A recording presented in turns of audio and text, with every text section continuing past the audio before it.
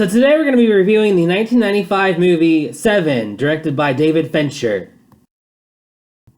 Now, my first impression of this movie was that it was just going to be a standard cop film where you have a lot of tired cops, you have a lot of, you won't believe this, you won't see this, but maybe with a little bit of religious overtones sprinkled throughout. Now, I was partially correct in the fact that it is a movie involving cops and there is a serial killer, but this movie has a fair amount of complexity to it, and you have one cop, Morgan Freeman's character, that is much more insightful and known to be the wise one of the bunch, whereas Brad Pitt's character, his Detective Mills, if you will, is more of a hotshot young guy who's viewed as a rookie in this area, even though he's had previous experience in other areas.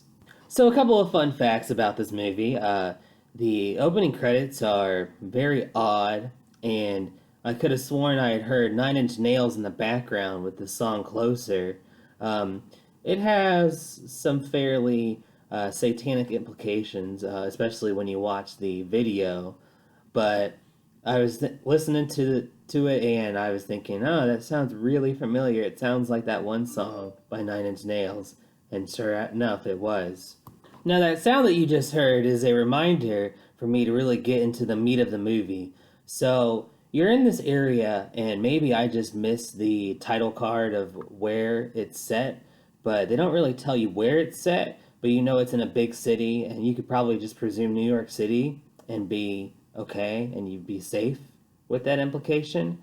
One thing I know is that the week that they follow throughout this movie, they track it by each day. You know, it starts out with a Monday, and then it moves to what happens Tuesday, and then Wednesday, and then each day of the week until Sunday.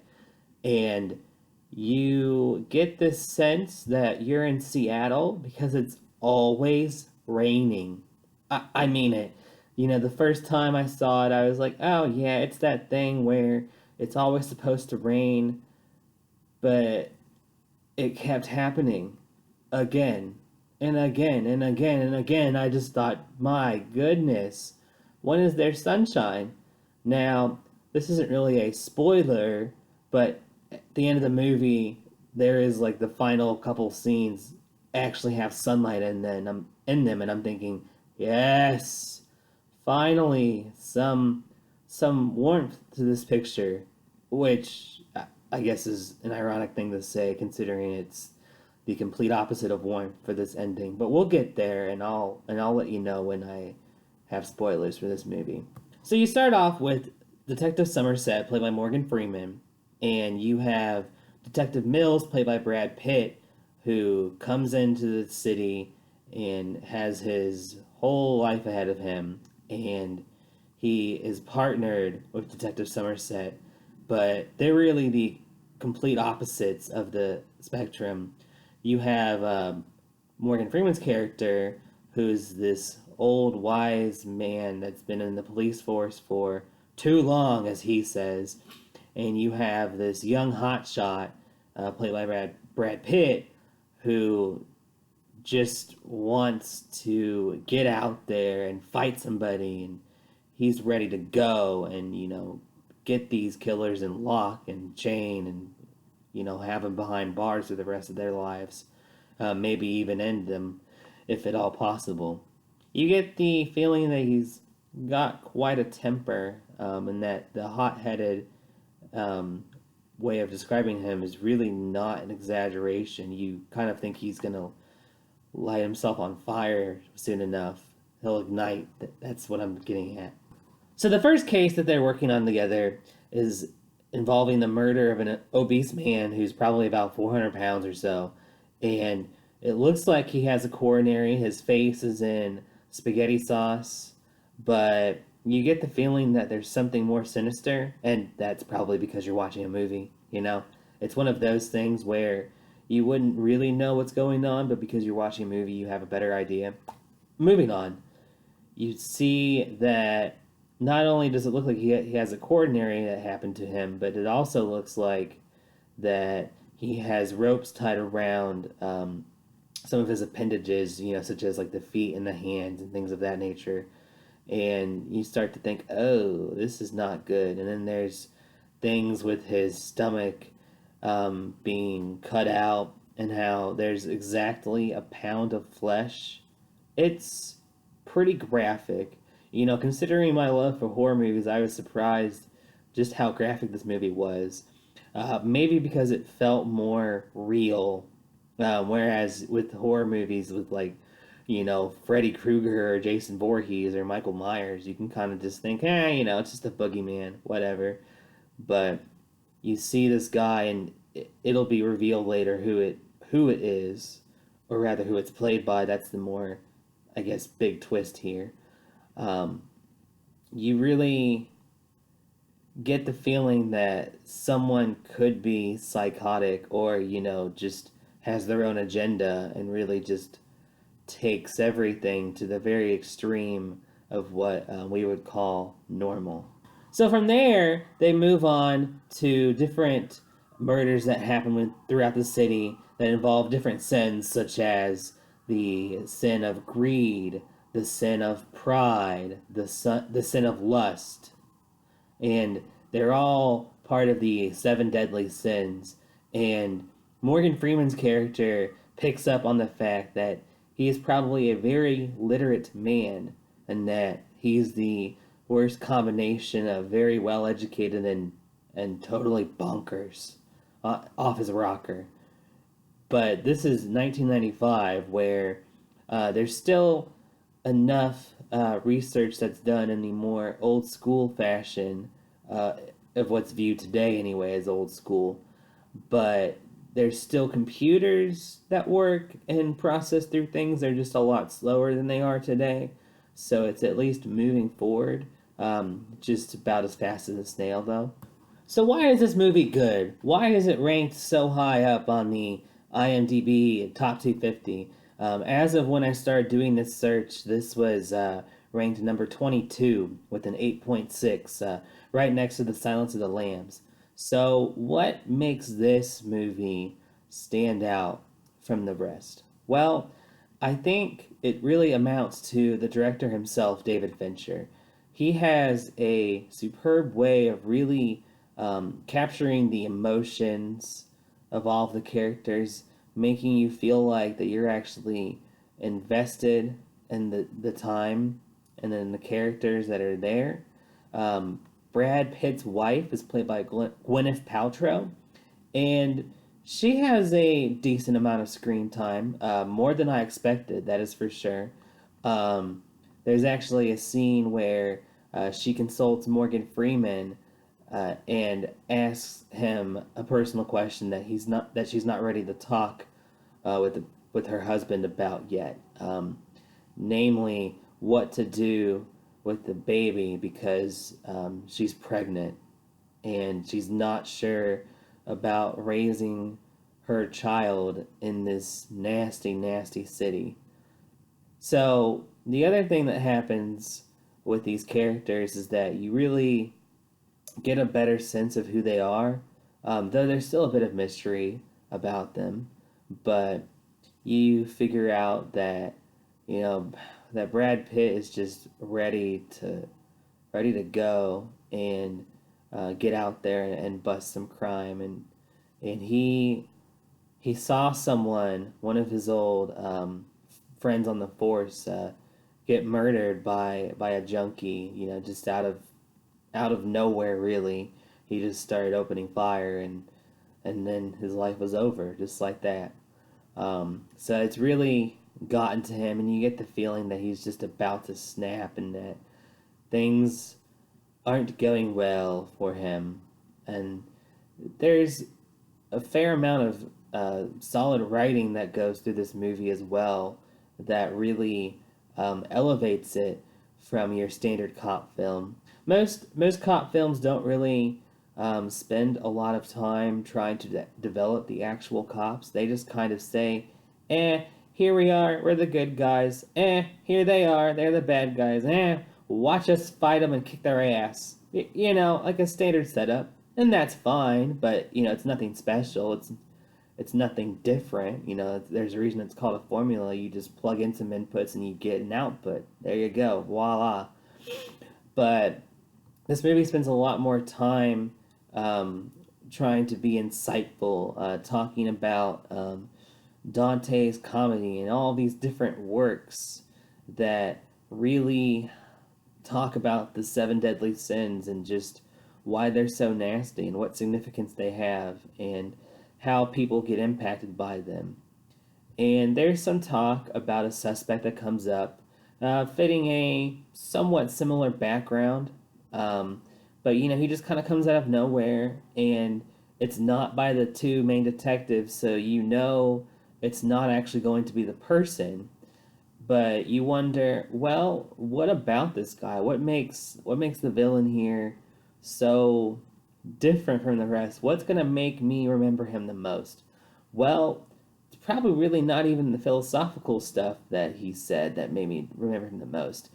It's the fact that he shaved like the tips of his fingers off so he couldn't have any fingerprints when he murdered people. It's the most bizarre thing, trust me. It's pretty out there, and it's certainly stuck in my head now. Uh, just spooky. But they end up finding this guy relatively quickly, I might add.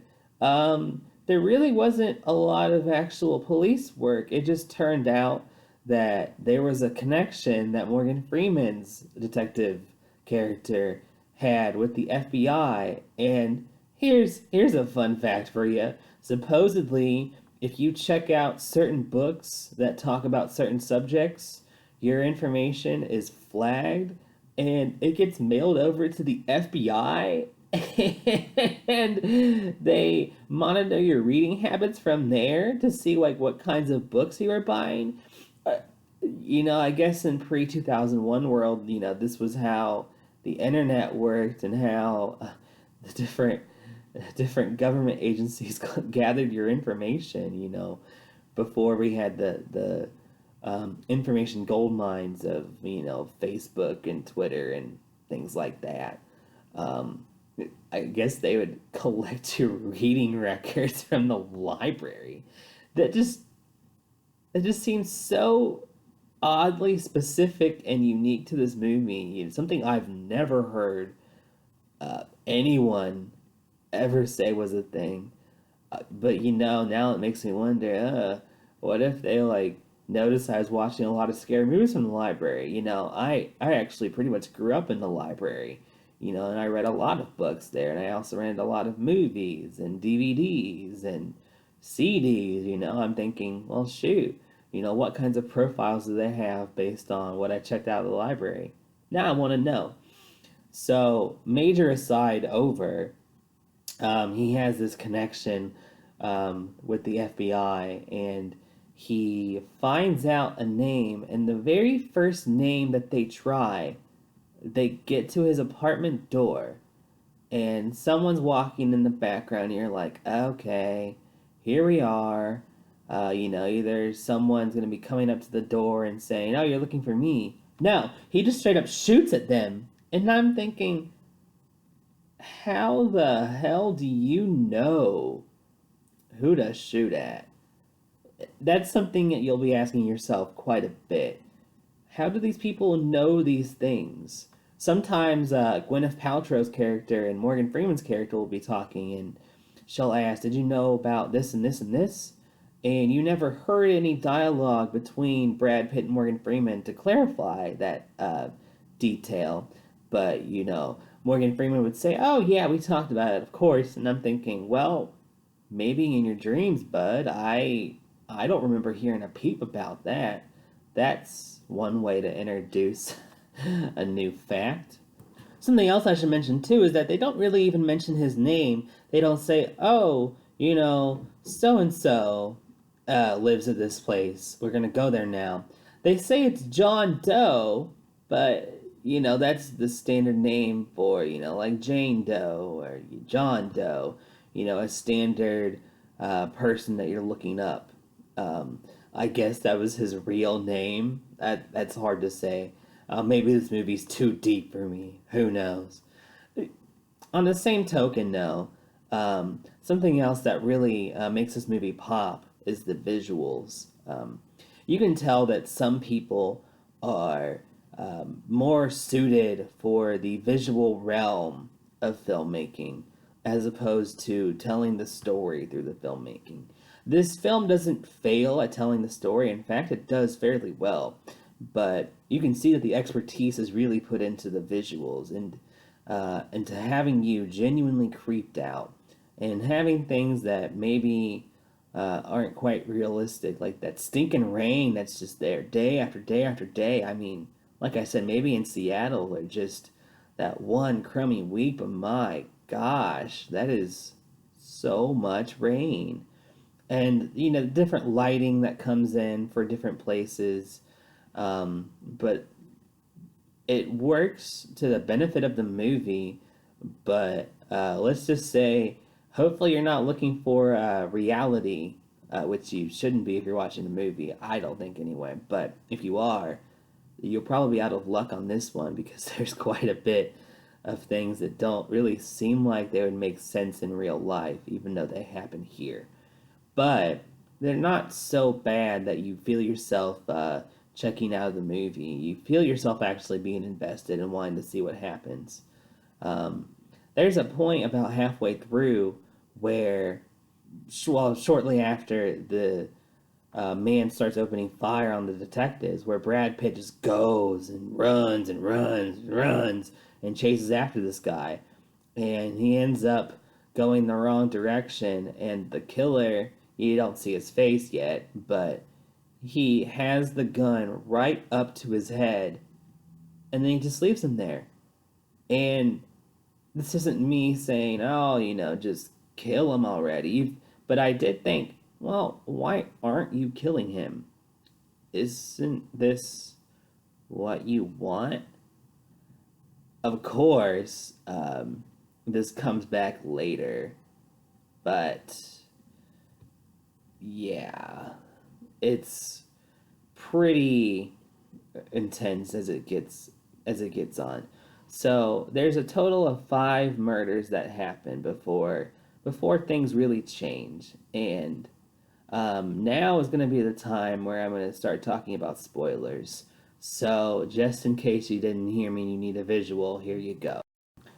So the killer follows in the 2 detectives into this very large area of where everyone is hanging out and working on investigations. And he yells at the detectives. And who is this actor? This John Doe? Who's playing him? Kevin Spacey. Now, I was genuinely surprised by this because even after looking at the credits on the box, I didn't know that Kevin Spacey was in this movie. I had no idea. I'm sure if I'd really combed through IMDb and saw Kevin Spacey or saw the different character names, I would have thought, oh yeah, Kevin Spacey is a slimy sleazeball. Of course he's the bad guy in this. What a shock. But yeah, he's the bad guy here, and it's just unnerving because he is so creepy. What's even worse is just how convinced and how right he is. He's actually, strange enough, a hybrid of the 2 detectives. You have the very hot-headed and violent nature of Detective Mills, in terms of the brutal murders and everything being exacted on these not so innocent people, as he says. But then you also have the philosophical nature of Detective Somerset, um, and just the articulation of everything he says, and how methodical he is, and how he plans out everything to the last exact detail, and makes damn sure that you are not breaking the deadly sins. Now, I guess he doesn't think murder is a deadly sin. I I know there's a show out there, called Dexter, where someone, murders serial killers, which, that's just a great irony in of itself. But I bring that up because you have someone that's so mad about the deadly sins that you're trying to make sure that they are dead because they committed deadly sins, and that makes you righteous under God. Uh, that's not quite how salvation works, but okay. That's just bizarre. So they do a great job of building up this next part in the spoiler part that I'm going to mention, and I already said spoilers. And he strikes them a deal, and he's very methodical with this too, and saying that there's two more bodies that are going to be in a certain place, and I will take you to them. And he's up to something, it. I mean, you're watching a movie, of course he's up to something. It has to be that way. But just how bad could it be? Well, he he is behind the bars in this police car, and Brad Pitt and Morgan Freeman are driving in the front seat and the driver's seat. And they're going, and this is where the sunshine comes in, by the way, if that gives you an idea. And Kevin Spacey and Brad Pitt have this conversation, and Kevin Spacey loves fucking with Brad Pitt because he knows that Brad Pitt is violent. He's been doing his homework. He's a very bookworm kind of guy, and he knows that Brad Pitt is prone to snap. So they're driving and driving and driving. You're thinking, oh my gosh, when is this car ride ever gonna end? And then you start to notice that they're in the middle of nowhere. So, by the way, I should mention, humongous city, people everywhere. You keep driving out a bit, and then there's nothing, not even vegetation, hardly any trees, lots of power lines. You look like you're in the stinking Sahara almost. It's just weird how those two places are next to each other. Ugh, odd. Anyway, he goes out now, and you just know, oh, fuck, this is going to be bad. And there is even a line 20 minutes or so before the end of the movie where Morgan Freeman tells Brad Pitt, he's not looking at the camera, but he may as well be, and says, this isn't going to have a happy ending. And I thought, oh, no, this is not going to go well, is it? That's when you get the inkling that, yeah, things aren't going to go well. Well, okay. So they're out in the middle of nowhere, and they're taking Kevin Spacey out to dry, because, it's pretty arid at this point. He needs to dry off from all the days of rain. But he seems way too happy, and you're like, oh no, what did he do? And you start to think, wait, what about Gwyneth Paltrow? I haven't seen her in a while. Well, this van comes out to the middle of nowhere, and you're thinking, oh, either he has a henchman or something else is going to happen. But this killer doesn't really work with henchmen. He works with himself, He's self-employed, if you will. Well, it turns out that this van, this driver was paid $500 to take this package out here in the middle of nowhere. And Morgan Freeman is the one that goes and opens the package. And you never see it. It's mysterious in that aspect in terms of you don't know if it's a lie or not. But Morgan Freeman reacts so harshly and so violently against it, as if he's going to vomit at the sight of it. But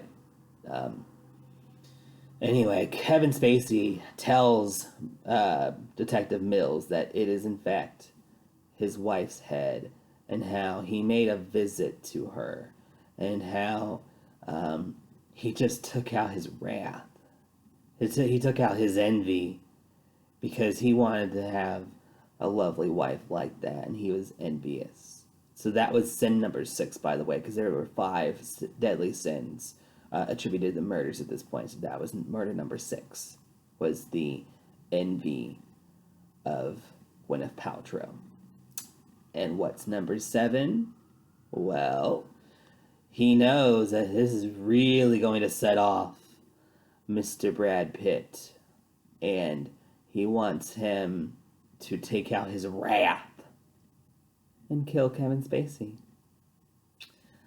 And you think, oh no, is he really going to do it? Is he going to fall into the trap? Is he going to resist? Is he going to resist? Is he going to do it? He goes back and forth, back and forth, back and forth. And then they show an image of Gwyneth Paltrow, and I think, oh shit, he's going to do it. And sure enough, Baba Booey, he dead. And you think, oh no. So Kevin Spacey's character is dead.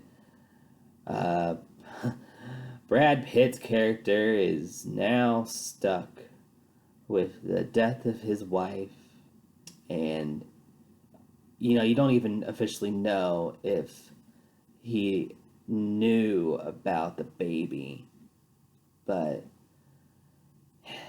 Kevin Spacey's dead. Brad Pitt's gonna have whatever happens to Brad Pitt. And Morgan Freeman's just thinking, oh shit, I stayed here too long. And that's where the movie ends. So, now what?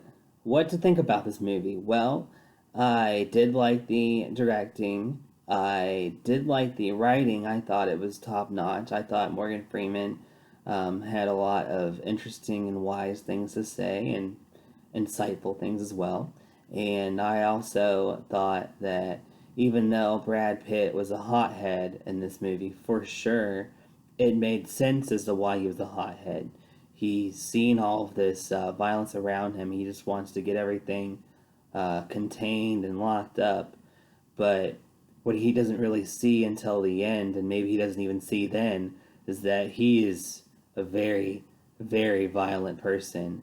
And you can really see it, especially in the interactions that he has with Kevin Spacey, that that really the only thing separating the two of them is that he's wearing a detective uniform, as opposed to being himself outside of the uniform. And you do kind of wonder, well, what's going to happen to Brad Pitt now?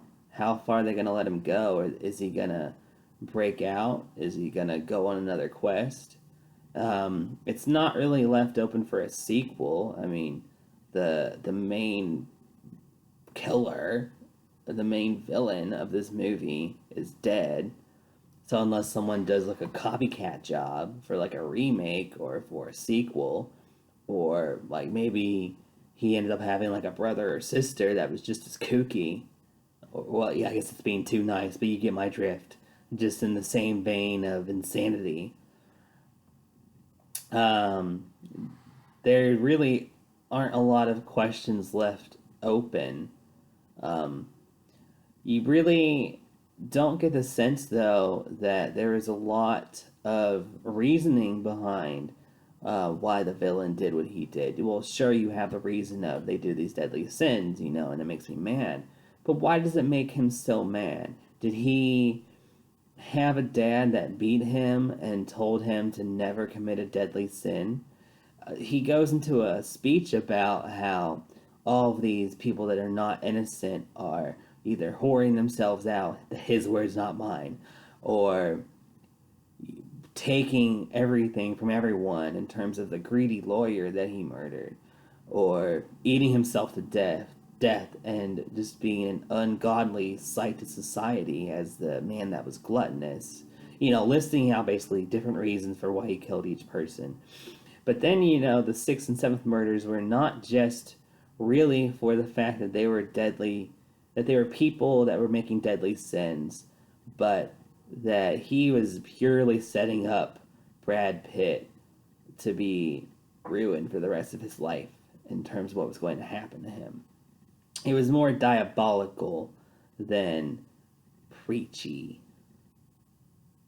So that makes me wonder, well, why the tonal shift? At least you seemed like you were doing a civil cause in terms of cleaning up the population that was committing deadly sins, cutting off the sources of the plague. But now you're just being a cold blooded killer, period. And you're just setting people up. This doesn't really seem like your modus operandi.